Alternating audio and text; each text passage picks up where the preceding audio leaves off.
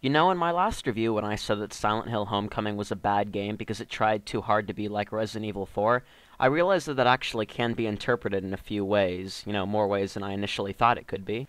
Namely, it made me realize that that could actually be interpreted as a statement which said that Resident Evil 4 is a bad game. Well, I'd just like to come out and say right now, in case you want to skip the rest of the review, that Resident Evil 4 is not a bad game, and in fact it's actually quite a good game.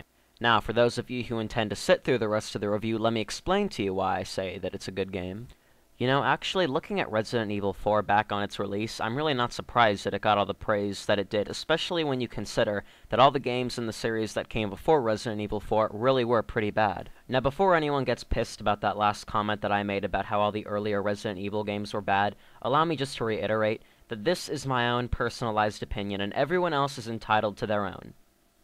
I'd also like to add that because I have my own internet review show, my opinion is worth more than yours. Ha. When I said earlier that Resident Evil 4 was a really good game, I don't actually think that statement did it too much justice. What I think a statement that does do it justice is that Resident Evil 4 is probably one of the best shooter/action games of all time ever. I mean it. Oh yeah, one last thing I'd like to throw out there before I begin is also that I'm going to be reviewing the HD remake that released on the Xbox Live Arcade and PlayStation Network in late September, so keep that in mind if you plan on buying the game, because if you want to get the Wii version, I really don't know what to tell you. So the first thing I'd like to cover about Resident Evil 4 is the sound. Now let me just say this, it has a kick-ass soundtrack. The soundtrack is always really frenzied and hectic and all that when you're in a, really high-tension, action scene. But whenever you're going through, the Spanish countryside alone, the game also kind of has a soundtrack that can kind of reflect on the loneliness and build on the atmosphere. So essentially what they have is they have a song for every single situation that you could possibly be in Resident Evil 4, and I think the composer really does need to be commended for that. The sound effects and voice work are also pretty good, neither of which are as outstanding as the soundtrack, but I do think that they are above the normal standard for most video games, and that also needs to be commended. One negative thing that I have to say about the game, though, is the visuals. Now, think back to when Resident Evil 4 first released. It was one of the launch titles for the GameCube, and so you'd think that with the GameCube not being a graphical powerhouse, that there'd be lots of room for improvement. The problem is, I don't feel like they did all that much to enhance the experience. I mean, sure, the character models look a little nicer, and the textures and the environments have been cleaned up a little bit, but really, if you look at the game compared to the GameCube version, the difference just isn't big enough to really impress me visually. One thing I really like about Resident Evil 4's story is how it's so accessible to new players, but also old-time fans of the series will also get some enjoyment out of it too. So basically, you're Leon Kennedy, one of the two main characters from Resident Evil 2. You're sent into Spain to find the daughter of the President of the United States. Well, okay, there's a lot more to that. There's also some things about a disease that's going around in Spain, but it also might be human-engineered, and maybe there's something to do with the Umbrella Corporation, and all these other little things. But Resident Evil 4, despite what I'm about to say, has a really good story, but it's not one of those things that you can spend so much time talking about. Now, it's like I said, Resident Evil 4 has a really good story. The one problem with it is that it's so greatly overshadowed by the gameplay. For those of you out there who've played Resident Evil 5, the gameplay is kind of like that in Resident Evil 4, only let me put it to you this way, it's a lot better. Now, the basic controls are all the same. You control like a tank, you can do 180-degree turns, you can sprint forward, you hold still to aim using the laser on your pistol, you can hold still to bring out your knife and melee attack guys. But the thing about Resident Evil 4 is that the game's designed around it so much better. Now, if all of you can remember back when Resident Evil 5 first released, there was a lot of controversy over the concept of not being able to move and shoot at the same time. And yes, it's true that Resident Evil 4 has the same problem, but like I said, the game feels designed around this concept, whereas in Resident Evil 5, the game seems designed to be played with someone else, or having someone watch your back. And the reason that you can't move and shoot in Resident Evil 4 works so well is because in Resident Evil 5, the game is meant to be played by two competent individuals who know how to do things. The problem is in Resident Evil 5, the AI was so terrible, you'd probably be better off just training your dog. Whereas in Resident Evil 4, you're totally and 100% self-sufficient, which is one thing you can't say about Resident Evil 5. Another great thing about the game that I think does a lot better than most other shooters is the inventory system. Instead of just having two weapon slots in a pistol, or a grenade slot and having your melee weapon take up a space, the game handles its inventory in a kind of realistic but also a really fun way. In short, Leon is equipped with an attaché case, which can also have expanded models bought from the merchants, which you find laying around. And the reason this works so well is because a shotgun takes up the amount of space a shotgun would in an attaché case. A pistol takes up a realistic amount of space. A grenade takes up a realistic amount of space. A herb takes a realistic amount of space.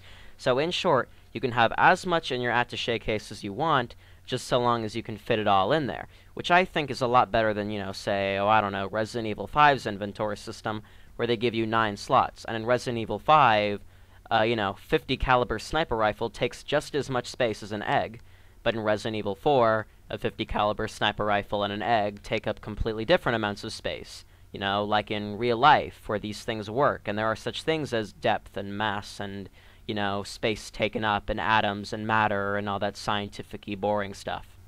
And volume. I also forgot to mention how important volume is to mass and weight and space and atoms and matter and all that other scientific-y stuff I just mentioned a second ago. Next up is horror. You can't really have a survival horror game without horror, am I right, kids? Well, that's one thing I think Resident Evil 4 does kind of blunder on. See, the thing is, Resident Evil 4 isn't really all that scary. It's not like Condemned, where there's actually been points in the game which made me get up and actually scream. Oh yeah, that really happened in Condemned, by the way.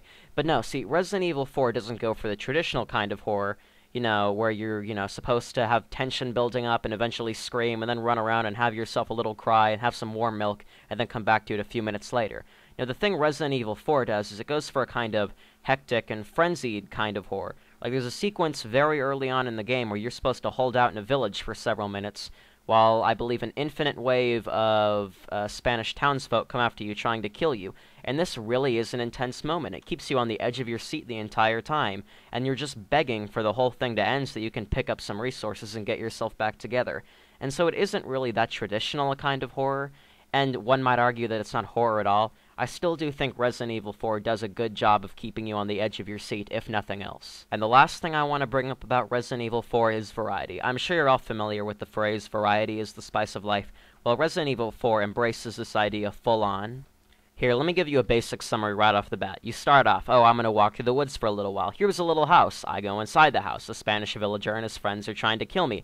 I escape the house. I run through the woods for a little while. I get up to a little town. I hold out in the town for a few minutes. I'm running around some more. I've reached a lake. I'm now battling a lake monster. I'm on land. It's running around. It's rainy. I'm solving a puzzle. I've rescued the president's daughter. We go to a Spanish castle. I'm exchanging quips with a French midget who kind of resembles Napoleon, if Napoleon was a douchebag, which he kind of is, so basically you're just exchanging quips with Napoleon, which is also very variety-like, and stuff. Now, if you couldn't tell from that little basic walkthrough thing I did, which actually probably doesn't do the game enough justice, you're never doing the same thing for an extremely long period of time. Just when you feel like you're starting to get bored of what you're doing, the game just whips out something completely different for you to do for a while.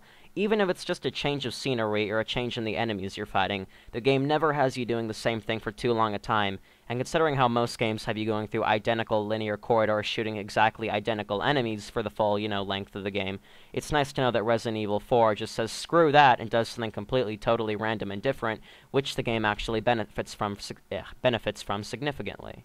And here's where I stand on my recommendation of Resident Evil 4. If you're the kind of person who enjoys any kind of video games ever, I really do recommend this to you. Even if you're the kind of person who usually only plays puzzle games or adventure games or whatever, I still think you'll find some level of fun from Resident Evil. And if you're the kind of person who enjoys action games or shooters, then you'll really enjoy Resident Evil 4, if for nothing else but the fact that it does things a bit different than most generic shooters, and that it's just built so well.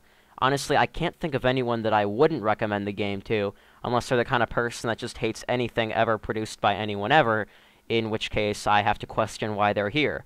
So yeah, basically, if you're anyone, you should play Resident Evil 4 because it's really, really, really, really, really, really, really, really, really, really, really, really, really, really good.